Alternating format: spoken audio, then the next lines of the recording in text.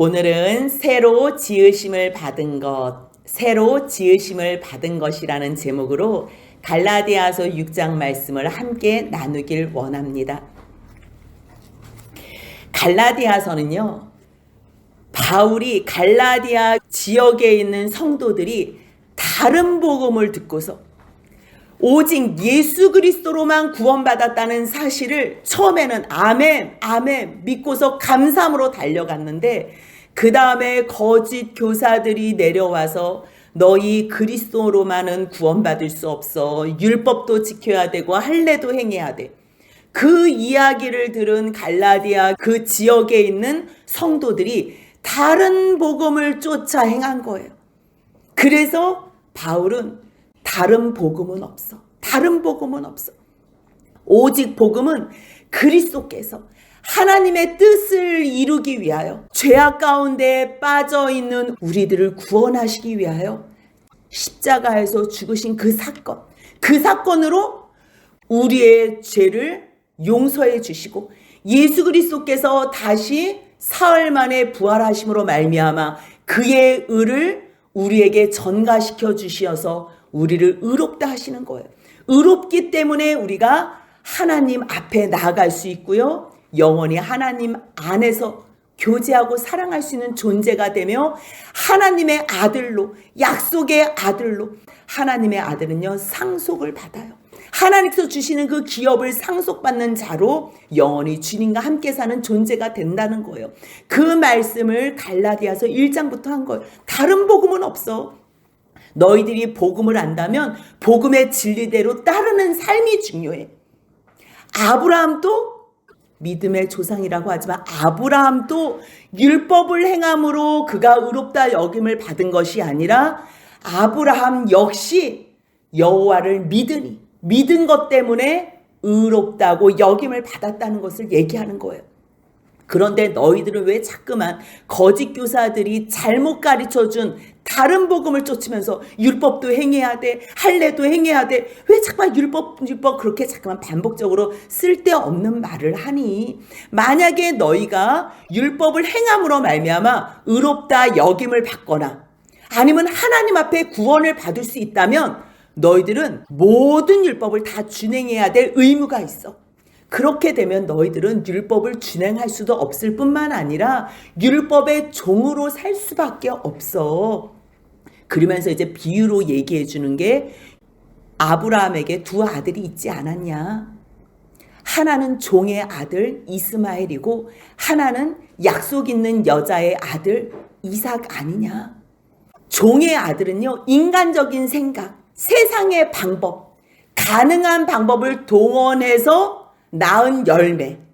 우리도요, 이 세상의 방법으로 따라 산다면 우리들은 종의 아들이라는 것. 율법을 통해서 내가 무슨 구원을 얻고자 해? 그러면 종의 아들이라 매여 있다는 거예요. 그런데 하나님의 약속에 의해서 그 하나님의 말씀을 근거로 두고 불가능한 가운데서 하나님만 바라본다? 그래서 낳은 자녀가 이삭인 것처럼 너희들도 이 땅에 살면서 불가능한 일이지만 하나님께서 약속하신 그 말씀만 붙잡고 산다면 너희들은 약속의 자녀, 하나님 앞에서 자유 있는 여자의 아들로서 살아가는 거야.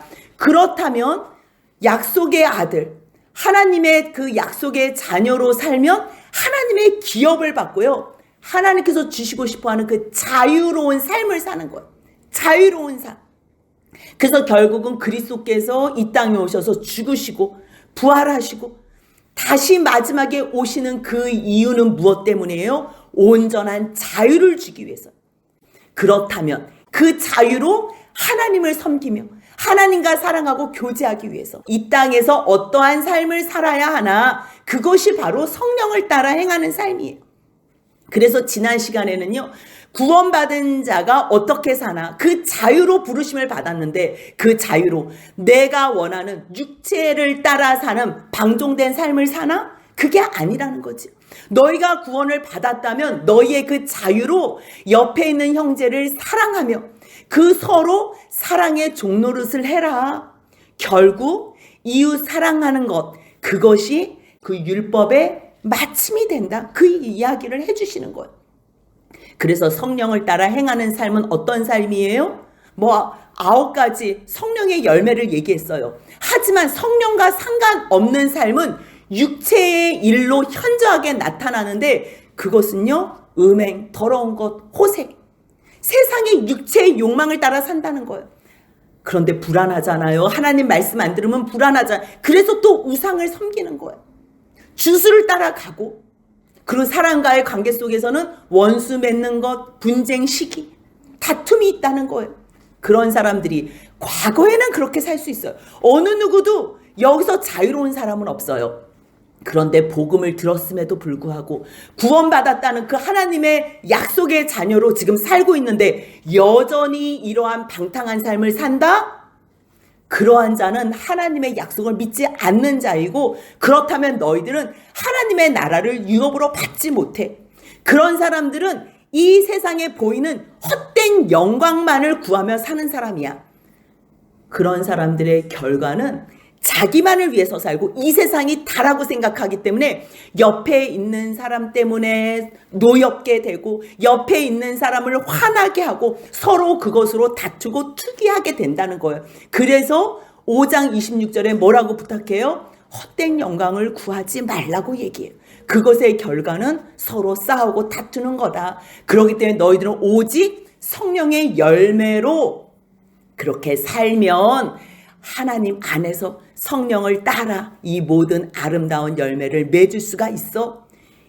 성령의 9가지 열매는요, 사람이 노력한다고 맺어지지 않아요. 흉내는 낼 수 있지만 옆에 있는 사람이 조금만 방해해요? 조금만 기분 나쁘게 해요? 사랑이 어디 있어요? 세상에서 제일 사랑한다고 결혼한 아내와 남편 사이에도요, 자기 마음 조금만 기분 나쁘게 하면 원수가 된다니까요. 부모 자식 사이에도. 하나님 안에서 자녀를 말씀으로 양육하고 그 사랑 안에서 양육받는 관계가 되지 않으면 부모 자식 관계 속에서도 원수가 될 수밖에 없는 이 세상의 모습이 그렇다는 거예요.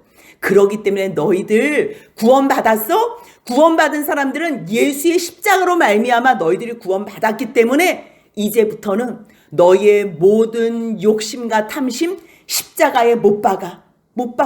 그래서 바울이 5장 24절에 어떻게 고백해요? 같이 읽겠습니다. 그리스도 예수의 사람들은 육체와 함께 그 정욕과 탐심을 십자가에 못 박았느니라. 그래서 내 안에서 성령을 따라 행하는 삶이에요. 육체도 못 박고 내가 마음의 탐심과 정욕도 못 박아요. 근데 우리는 여전히 육신이 살아있잖아요. 그러면 이 육신은 무엇으로 말미암아 사냐는 거예요. 성령이 이제 내게 임해서 나의 주인은 내가 아니라 성령이 주인이 되는 거예요. 그렇게 되면 성령으로 살게 되고요, 성령으로 행하게 되는 거예요.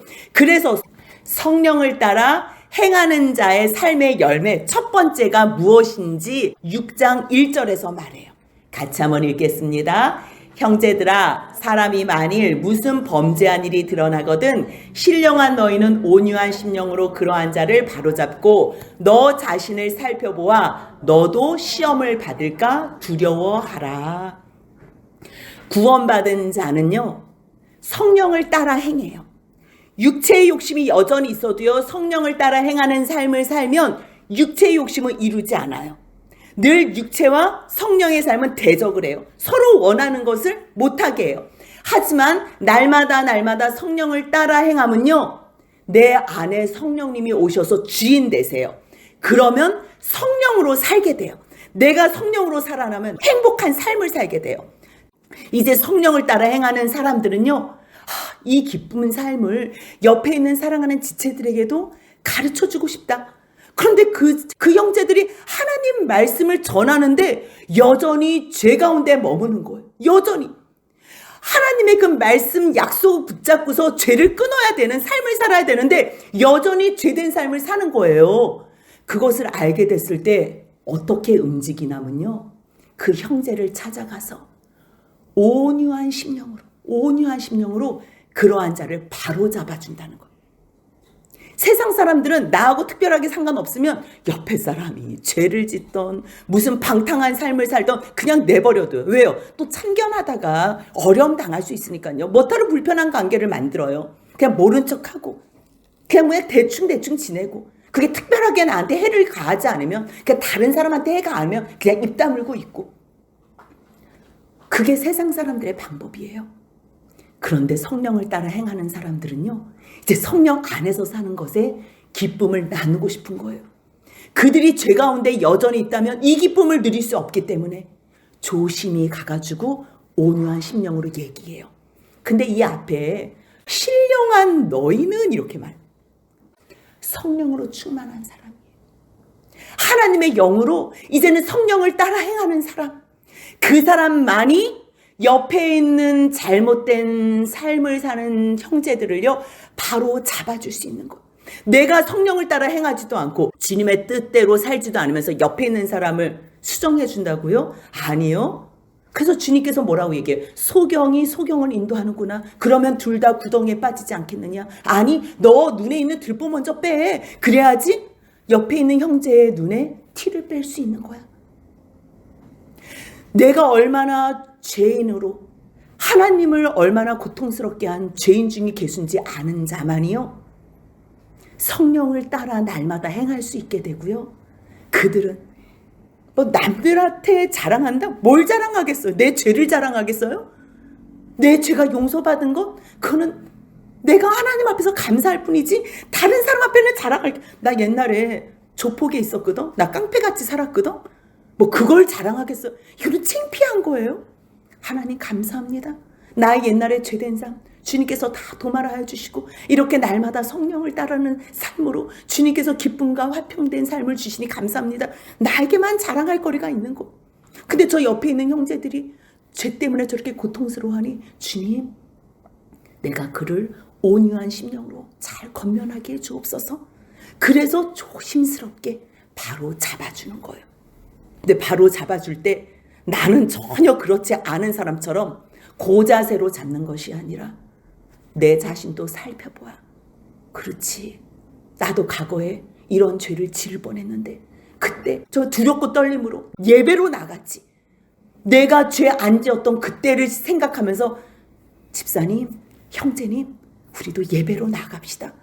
혼자서는 못해요. 혼자서는. 그렇기 때문에 조심스러운 마음으로, 나도 혹시 시험에 빠질까 두려워하는 마음으로 조심히 온유한 심령으로 바로 잡아주라는 거예요. 바로 이게 너무 중요해요.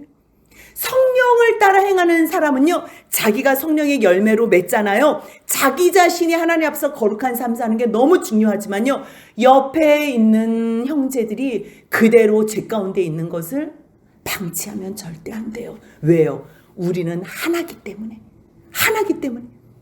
한 몸이기 때문에. 예수님께서 교회의 머리가 되신다면 우리는 교회의 몸으로서 한 지체가 되기 때문에 그냥 놔둘 수가 없는 거예요. 그래서 그가 홀로 너무 고통스러워하면 죄 끊을 때 옆에 같이 있어주는 거예요. 여러분들 죄를 왜 짓는 줄 알아요? 보통 많이 외로워서지요. 외로워서. 혼자 있는 시간을 어떻게 감당할지 모르기 때문에. 그래서 그 시간을 기꺼이 내어주는 거예요. 그랬을 때 6장 2절이에요. 같이 한번 읽겠습니다. 너희가 짐을 서로 지라. 그리하여 그리스도의 법을 성취하라. 이 짐은요, 일 해놓고서 밑에 뒤에가 나와요. 무거운 짐이에요. 죄에 빠져 있는 그 상황에서는요, 혼자 그 죄에서 빠져나오지 못해요. 그래서 옆에서 그 무거운 짐을 같이 도와주는 거예요. 교회에 나올 수 있도록, 하나님께서 기뻐하시는 삶을 살 수 있도록, 그 믿는 사람들끼리 교제하면서 같이 나누는 거예요. 그러한 시간을 보낸다면 그 자체가 옆에 있는 형제를 내 몸과 같이 사랑하는 현장, 그것이 바로 그리스도의 법을 성취하는 거예요. 그런데 옆에 있는 사람을 건면하면서 바로 잡아줄 때 나는 꼭 뭔가 된 것처럼, 절대 그러지 말라는 내용이 3절이에요. 너희 혹시 너희가 뭔가 된 것처럼 착각해? 너희 그렇다면 스스로 속이는 거야. 너도 스스로 할 수 없어서 옆에 있는 사람들이 도와줬었잖아. 정말 주님께서 얼마나 너를 기다려준 줄 너가 알고 있잖아. 그런데 원래 거룩한 그런 사람들은요, 거의 거짓 교사예요. 거의.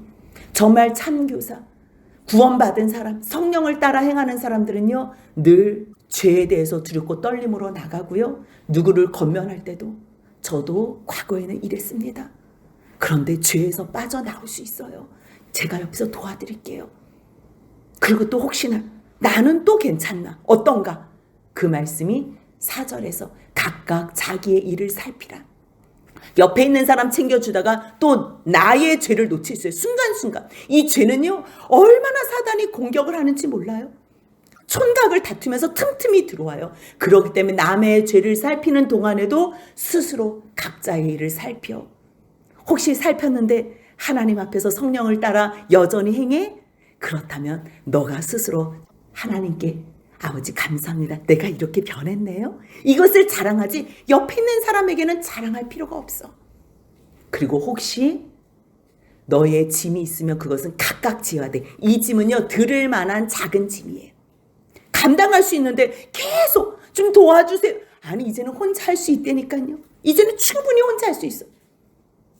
각각 짐을 질 때요, 자기의 짐은 자기가 져야 돼요. 그렇지 않으면요, 옆에 있는 사람을 계속 힘들게 나아가지 못해요. 계속 자기의 그 죄의 자리에서 박차고 나가야 되는데 훈련이 돼야 되거든요. 근데 매번 잡아만 줘요? 그러면 스스로 훈련이 되지 않아요. 그렇기 때문에 각자 감당할 짐은 스스로 지라고 얘기를 해요. 그리고 6절부터는요, 이제 성령을 따라 행하는 자의 삶의 두 번째 열매가 나오는데요. 말씀을 가르치는 자와 좋은 모든 것을 함께 하래요. 이거는 참 목회자들이 많이 설교를 하면서 또 잘못 이렇게 설명하는 경우가 많아요. 왜 말씀을 가르치는 자와 좋은 것을 함께 하는지 그 원인을 얘기해 줘야 돼. 원인을. 말씀을 제대로 가르치는 자, 복음을 가르치는 자는요, 자기의 생명을 갈아 넣어요. 자기의 생명을 돌보지 않아요. 왜요? 하나님의 그 사랑을 전하기에 시간이 바쁘고, 그리고 자기의 몸을 돌아볼 사실 여유가 없어요. 그러한 사람들을 바라봤을 때 이 말씀을 받는 성도는요, 사실 생명을 다해서 가르치는 그러한 참 목회자들을 보면요, 주님의 사랑을 받기 때문에 당연히 영적으로 공급을 받으면요, 내가 갖고 있는 어떤 것으로 감사의 표현을 하는 건 너무 당연해요. 그래서 왜 갈라디아 교회 성도들이 처음에는 바울의 복음을 듣고서 너무 좋아서 하나님의 천사와도 같이 여기고 그리스도와 같이 여겨서 자기의 눈이라도 빼주고 싶어 했잖아요. 그것을 복되다고 했거든요. 그렇다고 그 눈 빼달라 그러지 않았어요. 그 마음이 귀한 거예요. 마음이. 하나님을 사랑하게 되고 하나님의 말씀을 기뻐하게 되면요, 말씀을 전하는 자를 사랑하게 돼요. 왜요? 그를 통해서 영적인 공급을 받기 때문에. 근데 그러한 이제 관계를 잘못 이용을 해서 이것을 이단들이 사용하잖아요. 여러분들. 아니요. 생명의 말씀을 전해주는 참 목회자. 그들과 좋은 것을 하라는 거예요. 그런데 그 말씀을 들으면서도 그 목사가 좋지도 않아. 바른 진리의 말씀을 가르쳐 주는데 우스워. 무슨 하나님 있기는 뭐가 있어? 마지막 심판? 무슨 심판이 있어? 그렇게 말씀을 듣지 않아요?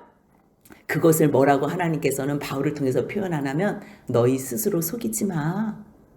너희가 말씀 받을 때에 하나님이 없다 그래? 하나님은 업신여겨? 무시해? 멸시해? 그래도 하나님은 스스로 업신여김을 받지 않아. 너희들이 아무리 나를 없다고 해도 나는 여기 여전히 있어.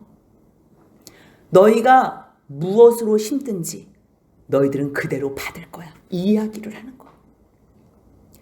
세상 사람들은요, 아무리 좋은 말씀을 들어도 그것을 계속 거부하는 사람들이 있어요. 왜요?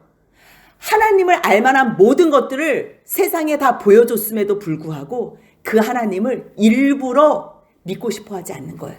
자기가 하나님이 되고 싶어서. 자기의 마음이 높아져 있기 때문에.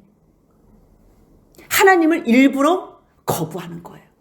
하나님이 없다고 하는 사람은 말로는 없다고 하는데요, 스스로 속이는 거예요. 이거는 분명히 하나님께서 말씀하신 거예요. 하나님이 없다고 무신론자는 없는 거예요. 불신론자만 있는 거예요. 있는 거를 알매도 불구하고 나 하나님 믿고 싶지 않아. 그렇기 때문에 나는 없다. 내가 편하기 위해서 그렇게 정한다는 거예요. 너희가 만약에 육신을 위해서 하나님 없다 그래? 그럼 너희는 육신을 위해서 아마 살 거야. 육신을 위해서 사는 사람은 육신의 것을 얻을 수 있어. 육신의 열매를 거둘 수 있어. 그런데 그 열매는 썩어질 거야. 주님은 분명히 말씀하세요. 육신을 위해서 사는 자, 육신을 위해서 모든 것을 심고 사는 자. 그들은 반드시 육신으로 엄청난 걸 거둬. 그런데 그 모든 것은 썩어. 그런데 만약에 보이지는 않지만 성령을 위해서 심고 성령을 위해서 거두는 사람은 영생으로 걷는다. 이거는 엄청난 말씀이에요. 성령을 따라 사는 자의 삶이 바로바로 나타나지는 않아요. 그런데 그것이요, 어떻게 나타나냐면 성령의 열매로 나타나고요. 말씀을, 바른 진리의 말씀을 전하는 자들과 좋은 것을 나눠 쓰는 걸로 나타나고요. 그리고 결국 성령으로 심으면 성령으로 거둬요. 성령의 열매로. 근데 그 열매는 바로 보이는 것이 아니라 오랜 시간을 통해서 영원한 생명으로 그 열매가 거두는 거예요.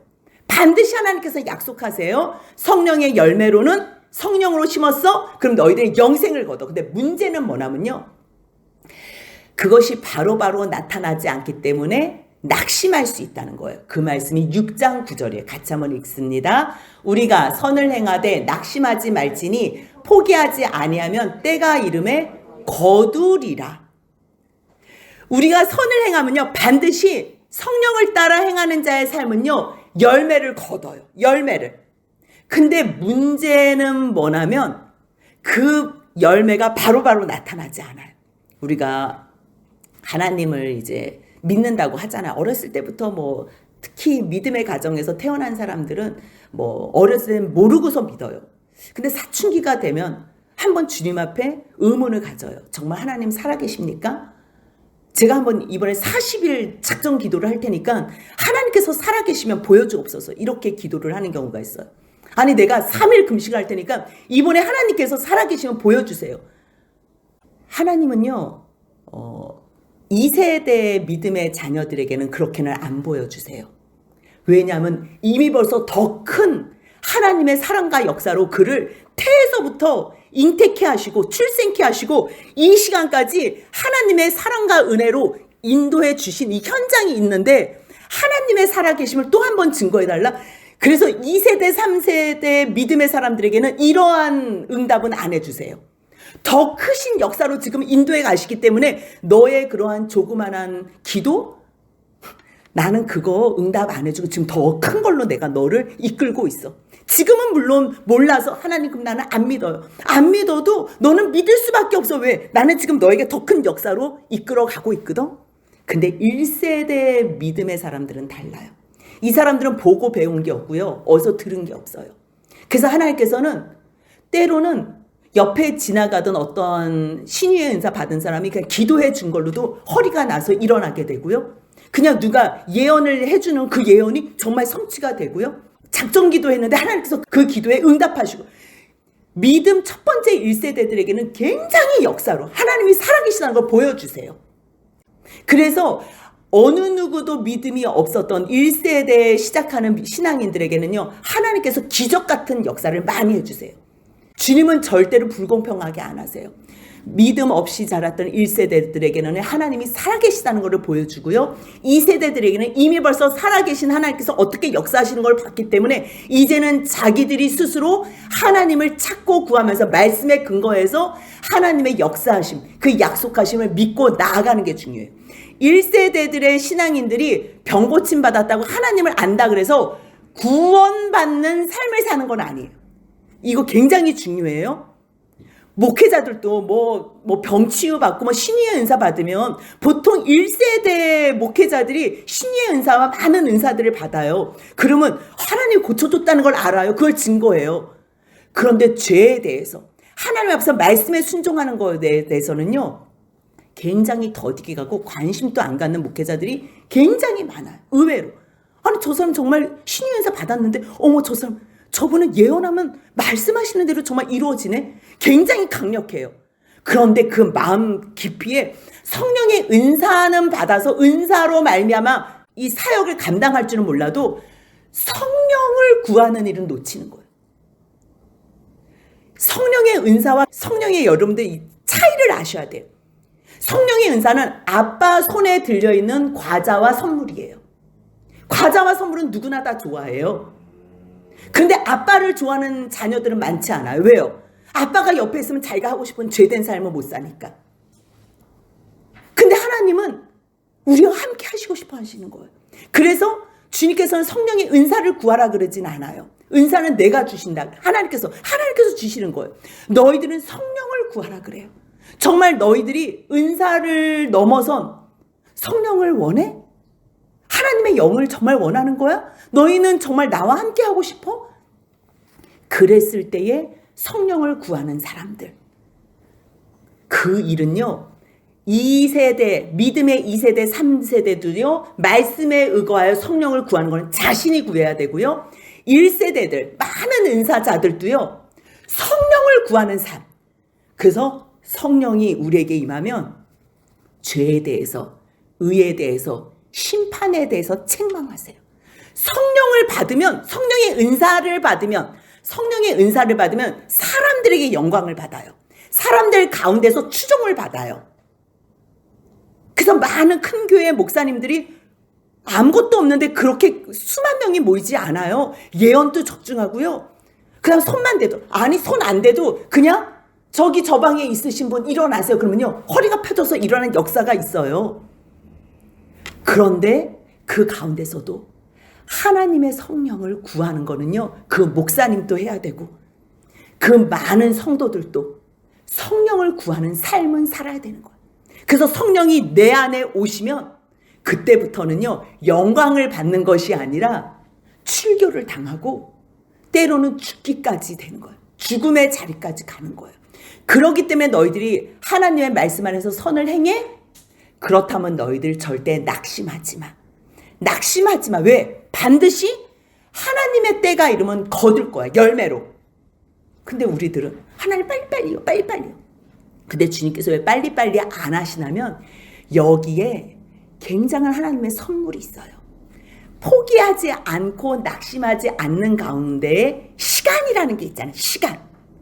하나님께서는 이 시간을 통해서 성령을 따라 행하는 자의 삶을 성화를 시키는 거예요. 이 성령. 우리가 처음부터 성령을 완전히 성령에 충만해서 사는 사람 한 사람도 없어요. 한 가지 낙심하지 않고 포기하지 않는 가운데서 옆에 있는 사람을 참아내고 견뎌내는 거예요. 저 사람의 범죄한 것을 내가 온유한 심령으로 세워주는 거예요. 하나님의 사람으로 세워주는 거예요. 그 과정 가운데서 내가 그리스도인으로 그리스도의 장성한 분량까지 내가 변하는 거예요. 그 시간이 주어지지 않지요. 우리들은 육체를 따라 살았던 그 삶으로 하나님을 그럴 수는 없어요. 하나님은 옆에 있는 사람을 세우는데 옆에 있는 사람만 절대 좋은 게 아니에요. 우리가 낙심만 하지 않고 우리가 포기하지만 않고서 끝까지 견디잖아요. 그러면 그 시간, 견디는 시간을 통해서 우리가 성화가 되는 과정 가운데 이 자체가 열매라는 거예요. 열매가 맺어져서 뭐 누가 구원받았고 영생으로 눈에 보이는 것, 물론 그것도 마지막 종착적인 열매고 선물이에요. 하지만 주님께서 우리에게 또 주시는 다른 선물은 무엇이냐면 그 여정 가운데에 우리가 성화가 된다는 것. 이거는 고통 가운데서만 가능한 거고요. 옆에 있는 사람을 견뎌주는 거, 그 시간을 통해서만 가능한 거고요. 참고 인내하는 시간 동안에만 만들어지는 거예요. 그때 비로소 하나님의 마음을 알아요. 내가 죄 지었을 때 하나님께서 어떠한 심령으로 나를 참고 견뎌주셨는지 그 마음을 알 때에만 내가 옆에 있는 사람을 또 한 번 더 참을 수가 있는 거예요. 그걸 몰랐을 때는 한 번 말하면 안 들어? 그러면 소리 빽빽 지르고 이제 너 그러면 밥 안 준다. 뭐 이제 뭐 절대 없어. 뭐 모든 걸 뭐 다 끊어요. 근데 입 다물고 견디잖아요. 그러면 하나님의 사랑이 내 가슴 속에 내 심령 가운데 머무르게 돼요. 그러면 그 사랑이 내 마음 가운데서 풍성해지기 때문에 아가페의 사랑을 받은 사람만 이제는 조건 없는 아가페의 사랑을 옆에 있는 사람에게 할 수 있는 거예요. 그것이 온유한 심령으로 옆에 있는 사람을 바로 잡아주는 거예요. 그렇기 때문에 우리들은요, 절대 낙심할 필요도 없고요, 포기할 필요가 없어요. 왜? 하나님 앞에서 우리가 순종만 한다면 반드시 때가 이르면 열매로 거두기 때문이에요. 그래서 너희들은 모든 사람들에게 착한 일을 하지만 더욱 믿음의 가정들에게. 왜요? 이 믿음의 가정들은 지금 잘 가려고 하는 사람들이니까. 이 사람들을 조금만 더 잡아주면 주 안에서 성령을 따라 행할 수 있으니까. 그래서 세상 사람들에게도 잘해주는 게 중요해요. 왜? 그 사람들을 주 안에서 성령으로 따라 행하는 삶을 살게 해야 되는데, 일단 그 사람들이 들어온 공동체가 교회잖아요. 그 사람들이 같이 우리하고 함께하는 사람들이 믿음의 가정이잖아요. 그렇기 때문에 우리들은 더욱더 믿음의 가정들에게 선을 행해야 된다는 말씀을 하는 거예요. 그러면서 이제 11절부터는 바울이 내가 이렇게 큰 글씨로 쓰는 것을 너희가 봐라. 그래서 마지막에요, 큰 글씨로 써요. 바울이 많은 주석학자들이 이야기하듯이 눈이 많이 아파서 작은 글씨로는 쓸 수가 없었을 거예요. 그런데 지금 갈라디아서를 쓰는 이 심정은 너무너무 아픈 거예요. 그냥 다른 사람이 또 바울이 보냈다 그러면서 이거 또 잘못 알까봐. 그래서 바울이 정말 친필로 쓰는 거예요. 내가 이렇게 간곡하게 너희들에게 부탁한다. 그래서 마지막에 무엇을 얘기하냐면요, 참교사와 거짓교사의 구분하는 방법. 저 마지막 총정리, 1장부터 6장까지 총정리를요, 간단하게 설명을 다시 해주는 거예요. 거짓교사들은 육체의 모양을 내려 하는 것, 겉으로 보이기 그들의 모습은 늘 세상 것으로 자랑하고 싶어요. 그 이야기를 12절 13절에서 하는데 한번 같이 읽겠습니다. 무릇 육체의 모양을 내려하는 자들이 억지로 너에게 할례를 받게 함은 그들이 그리스도의 십자가로 말미암아 박해를 면하려 함뿐이라. 할례를 받는 그들이라도 스스로 율법은 지키지 아니하고 너에게 할례를 받게 하려 하는 것은 그들이 너희의 육체로 자랑하려 함이라.